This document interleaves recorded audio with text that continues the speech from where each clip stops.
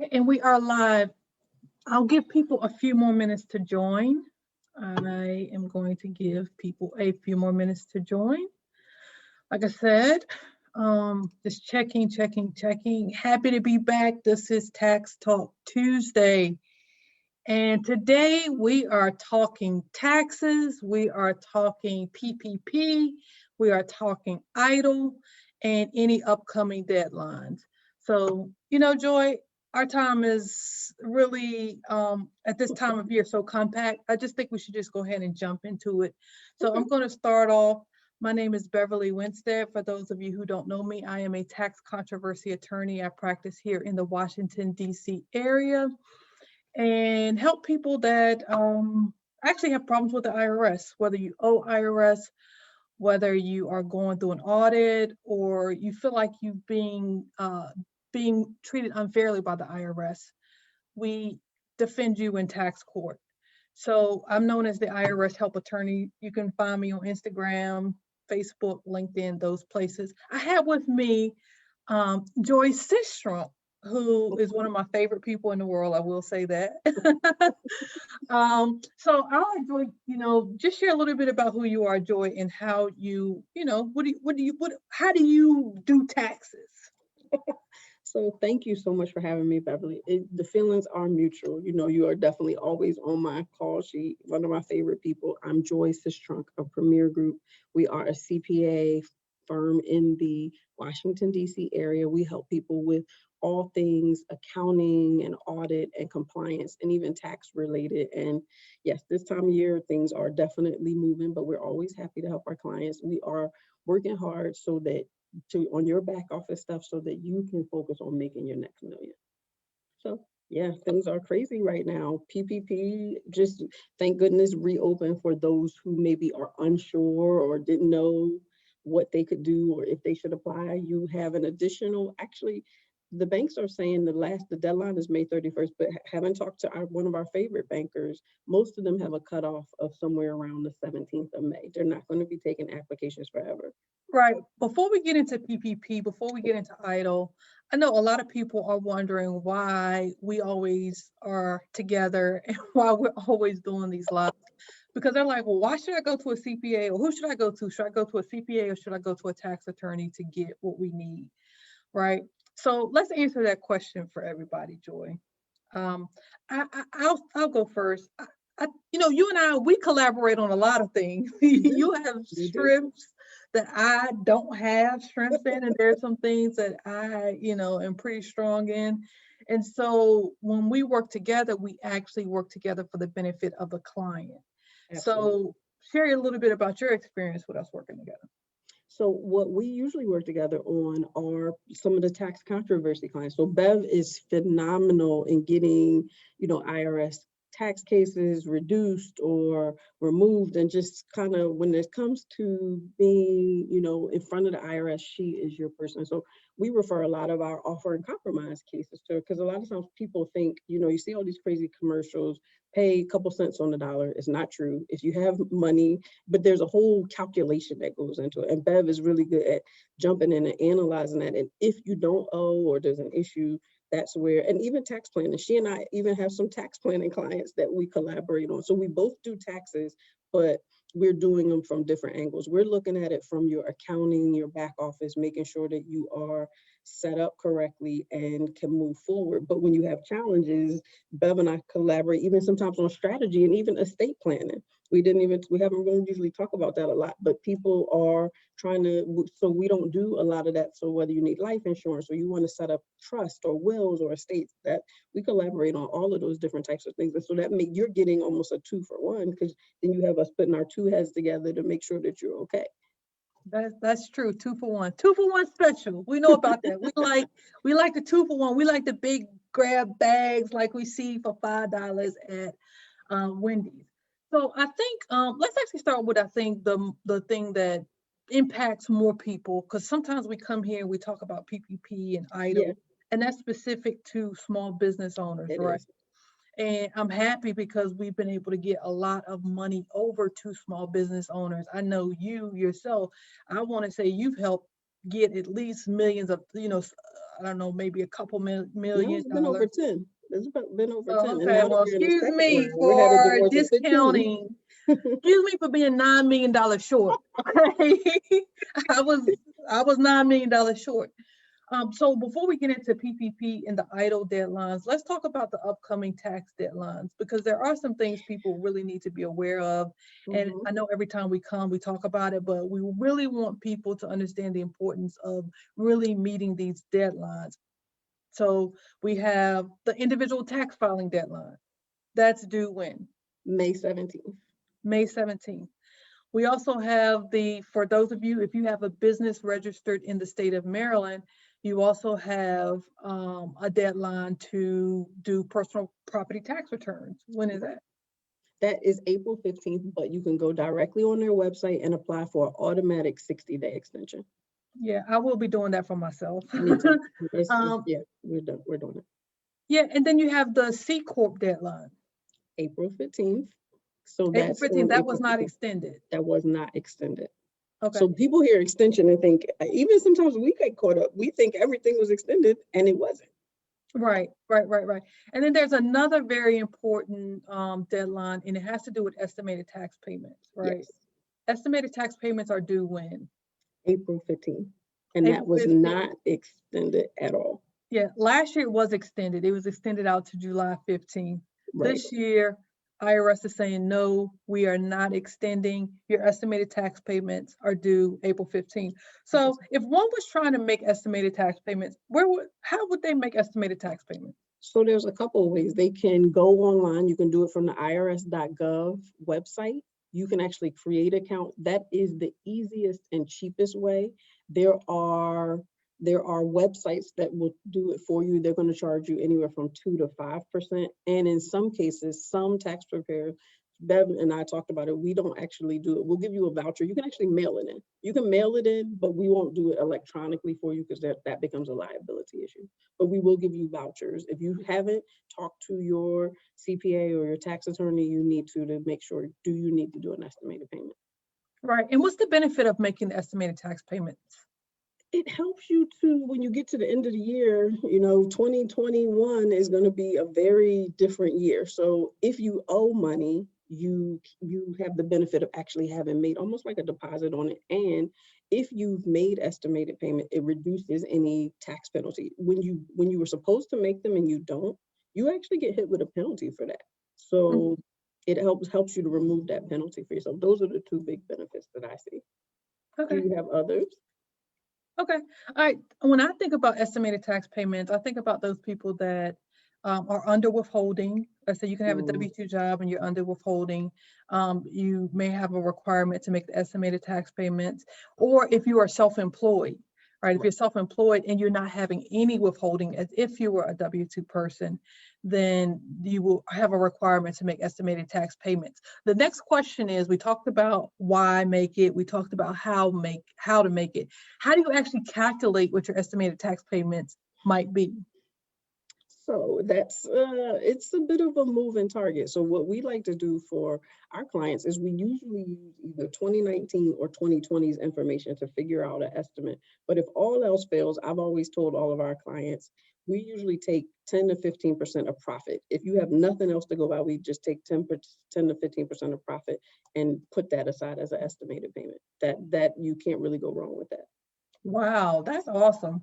So is that per quarter? Is that per month? That's per quarter. So usually, so for our clients, as some of you, they have separate bank accounts for it, and usually once a month, just go in and see how much money you made in profit and just transfer it over. So then when it's time to make an estimated payment, it doesn't feel like you're pulling money out of your regular operating account. So we like them to set it aside per month. Okay, when you talk about profit, is it profit once I actually just look at my bank account and see how much money I have in my bank account, or is it profit because I've looked at my profit and loss statement? It's profit because you looked at your profit and loss statement. But if you don't have one, if you just have to rough it, your bank account, if you look at the bank account, you look at the balance and you want to take 10 to 15%, I mean, that's definitely back of the envelope. But if all else fails, it's better to do something than to do nothing. Yeah, have you ever read the book Profit First by Mike Michalowicz? Okay. All right. I know he has a system where part of what he's advocating for is that you do set up separate bank accounts, and you put your estimated tax payments in that. There's some stuff I like about what he says, and then some stuff I think is overkill. Same. And I'm a huge fan of KISS, right? Keep it short and simple, or Right. keep it short and sweet, right? Or keep it simple, stupid. There's so many acronyms that you could use for that. That's So, true. but I actually like that book. So, not to No, I get like it too. The only, you got like the older people say you eat the fish and you throw away the bones. I just don't. Sometimes I think some of the stuff, like you said, is overkill. Sometimes he has people creating 8 and 10 bank accounts, which they're just transferring money wildly between the two. So I just like people to have like 3 or 4, maybe an operating, a tax, just simplify it a little bit more. But overall, no problems with the book at all. right. So speaking of separate bank accounts and setting up separate bank accounts, I know you and we've done several presentations on PPP and EIDL, and one of our recommendations is to set up a separate bank account to deal with those funds. Now that PPP has been extended, when you first got in, we talked about that. Let's actually just talk a little bit more about PPP, where they are right now in the process, and then we'll go to EIDL. Okay. So where they are right now is they've extended it, like we talked about, to May 31st, but most banks are probably going to stop taking applications somewhere about the 14th or the 17th of May. So if you are wondering if you qualify, you actually do need to get in to see your CPA or your tax attorney, because they request a draft of your 2020 tax return. Even if it's not final, they want to see that, and they use that as part of the package when you're submitting for PPP.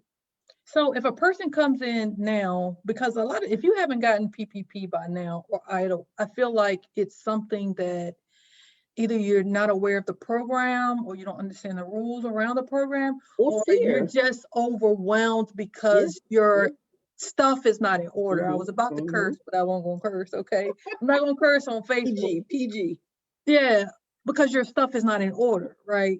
So if a person comes in, let's talk about not being in order, and they come in and they just have a box full of receipts and bank statements, what is your conversation at that point, knowing that there's 30 days left? Is that we have to put a system together, because one of the things that has to be done is even for the first round, you have to submit some type of financial data. You can't just give them, I can't scan all these receipts and send it to them. It has to be in some type of trackable format so they can see that you were in business all along. So we need to put together a schedule to determine what you even qualify for, because even though they changed the rules, you need to be able to show them what you made and how, and so we can't pull that just from receipts. So we have to put together a financial statement, a profit and loss, so that you can know where you actually are, at least for 2020. Yeah, and even though it's a draft, I'm a huge proponent of trying to get as accurate as possible. Exactly. Because the decisions that the SBA is making to fund you is based upon the financial data that you're submitting. So you want to get as accurate as possible, so that later on, 5 years from now, when the SBA does random audits, they don't feel that you duped them in getting the funding. Right. You don't want to look fraudulent. That's really what the bottom line is. You want it to be close. If you made a mistake and you said, oh, I made 80,000 or I made 90,000, and when the dust settles, it was only 80, that's fine. But if you said you made 500,000 and you only made 8, that's clearly fraud. That's not even a duplication at that point, and you don't want to be in their crosshairs, basically. Right, because at the end of the day, like that wide of a gap, most people know how much money they're actually bringing in. Okay, you have an idea. Sense of an idea, right? How much money you actually made. So, to have that wide of a gap, and you say, "Hey, my books and records were not really in order," like you should know that you really brought in $500,000 and it wasn't $80,000, right? Right. Okay. All right, so PPP, I know the banks that I've talked to, yep, they're saying that they're going to close mid-May. So here's my appeal to everyone. If you think you are interested in applying for PPP, or someone, those are the people that are self-employed, in particular Schedule C filers. Also, I would say partnerships. If you're in a partnership return, you actually had net income with the partnership, then you definitely want to consider S Corps. If you're an S Corp and you actually paid yourself a W-2. Yep, because that's the big deal. They do, a lot of them don't do it, but yes, you had to have paid yourself or paid someone else salary as an S Corp. Right. So those are the things you're going to be on the lookout for. You may not know all the rules, but that's why you have professionals like Joy and I, because we know the rules. The thing is just kind of spotting that, hey, I might be eligible for this. Okay. So that's PPP. Let's go into EIDL. So yeah, you and I both talked earlier. We both got the EIDL advance emails today. So they are starting to come out. So you do need to check your email, check your spam to see if you have gotten an EIDL advance email. That means they are checking to see if you should have qualified for an additional advance over the original one. So they ask you, it was about a series of 15 questions. Was I a member of Congress? Were you in the marijuana business? Were you a pawnbroker? I mean, the list was pretty exhaustive. And then they wanted you to literally I had to list out all of our monthly income for 2019, 2020, and then January through March of 2021. And I had to literally type that in. All right, so tell me the rule again. Is it, because I know for PPP, you have to show a 25% reduction for the second round across any given quarter, right? Mm-hmm. For the EIDL advance, the original rule is that, well, the way the statute was written was that you could get up to $10,000. The SBA for each employee. Well, that's not the original statute. It wasn't even per employee. Okay. The SBA came back and they restricted it to per employee. So now that's what they're trying to, because people were saying no. I mean, the people, when I say people, constituents were saying, the statute says $10,000. Like the SBA made a more restrictive rule.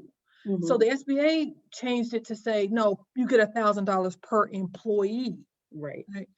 So what Congress did it was the Consolidated Appropriations Act, right? Yeah, the Consolidated Appropriations Act, which was passed in December, said, no, people should be able to get the $10,000 grant as we originally intended people to do under the CARES Act. But here's what we're going to do. We're only going to permit it for people if they can show a 30% reduction. And then you also have to be in a low income neighborhood. Right. And I think it was one more criteria. I can't remember. You had to be in low income. I think the low income was like the biggest discriminator. It was the loss of income. Those are the big two. I can't remember the other one. Yeah, it was another one. I can't remember. It may have been 20 or more less employees or something like that. Yes. I can't. Maybe but the 30%, the 30%, which is really quantifiable data, right? So even if you didn't know whether or not you were in a low income zone, the 30%, is that for the year 2019 across 2020, or is it also per quarter? No, I think they're looking at it for the year. Okay. All right. And you had to have a 20% reduction 30% reduction in 2020 versus 2019. So that's why it's important. You got to have those books and records in order, because you're not going to be able to really take advantage of all the funding that you might qualify for. Right. If you just kind of do this on the fly, it's just not going to happen.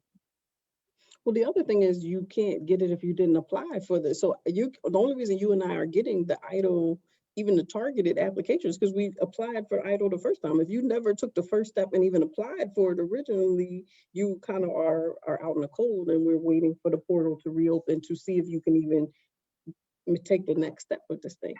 Bless you. Thank you. Whew, I'm telling you, these changing weather, this allergies, I don't know what the heck is going on. Yesterday it was like 70 degrees, and now today it's what, 60? 60. Yeah. Okay. All right. One final thing, and then we're going to jump off because I know you're busy and I got some things I gotta get done today. Sure. So EIDL, we know that. Speaking of the portal open, do you have any idea when people might be able to reapply for the EIDL grant? They have not said. We are watching it closely. It should be opening. Actually, they said early April is April 6th. They haven't opened yet. I don't think they have a target date, but it should be any day now. So we're going to be keeping our eyes open and letting people know as soon as it opens. Okay, that's why you got to get those books and records in order. If you need help with that, don't call me. Call Joy, because I'm not trying to do clean up on books and records. I mean, You know you love it. You're um, secretly an accountant. in my heart, I wish I had paid more attention. No, I actually did try to pay attention, so I'm somewhat alright, But for those harder, more challenging issues, I definitely have to call on Joy. All right. With that being said, Joy, can you give them your contact information? Sure, you can reach me, Joyce Trunk, at 301-577-6444 or on our website, www.pgs-cpa.com. And thank you again for having me today. Oh, no problem. All right. With that being said, I'm going to leave my contact information. My name, again, is Beverly Winstead. I am known as the IRS Help Attorney. You can reach me actually on the website at www.irshelpattorneys.com. You can also call me at 301-306-1234. In addition to having a private practice, I also run the Low Income Taxpayer Clinic at the University of Maryland. If you have tax problems and cannot afford to hire an attorney, you have to also meet the income eligibility criteria. Definitely give us a call at 410-706-3295. That's it. I just want everybody to remember you are powerful and have a powerful week. Yes, Thanks. love it.